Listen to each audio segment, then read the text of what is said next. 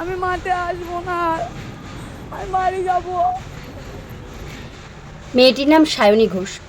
সত্যি সায়নী ঘোষের এই চলে যাওয়াটা আবারও প্রমাণ করলো যে রিল লাইফ আর রিয়েল লাইফ কখনো এক না। আমরা ক্যামেরার সামনে যেই মানুষগুলোকে দেখি যে কত সুন্দর সাজানো গোছানো হাসি, অথচ তাদের বাইরের জীবনটা যে এতটা কষ্টের হয় বা এতটা ডিপ্রেশন থাকে মানুষের মধ্যে, যে এরকম মানুষ করতে পারে।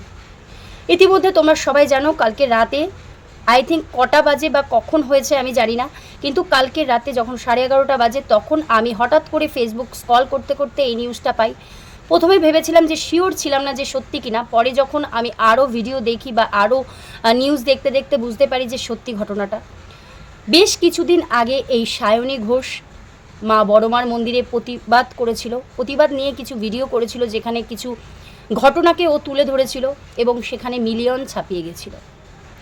সায়নী ঘোষ নিজের আইডিতে প্রচুরভাবে একটা অ্যাক্টিভ এবং প্রচণ্ড পশুপ্রেমী একটা মানুষ, যে সারাক্ষণ পশু পাখি ছাগল গরু নিয়ে তার ভিডিও করতো। সে প্রচণ্ড ভাইরাল তার পেজটা ছিল, প্রচণ্ড মিলিয়ন ভিউ হতো তার ভিডিওতে।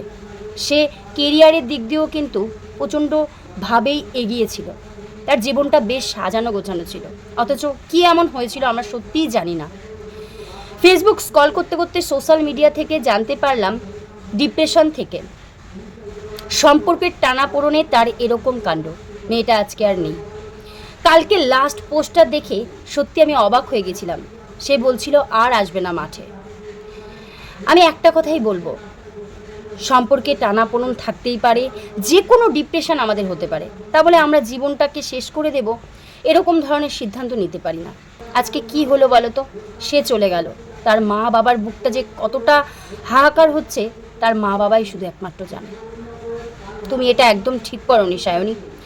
তুমি এর আগে যখন বড় মার মন্দিরে গিয়ে ভিডিও করেছিলে, প্রতিবাদ করেছিলে, সেখানে সবাই তোমাকে সাপোর্ট করেছিল, আমিও করেছিলাম, কিন্তু এটাকে আমরা কেউ সাপোর্ট করছি না।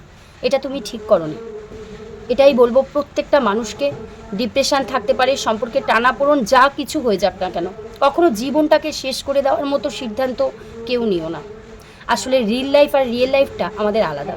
ক্যামেরার সামনে আমরা হাসি খুশি কত সুন্দর কত কিছু করি, ক্যামেরার বাইরে আমাদের জীবনটা অতটাও সোজা নয়। লাস্টে একটা কথাই বলবো, ভালো থেকো সায়নী ঘোষ।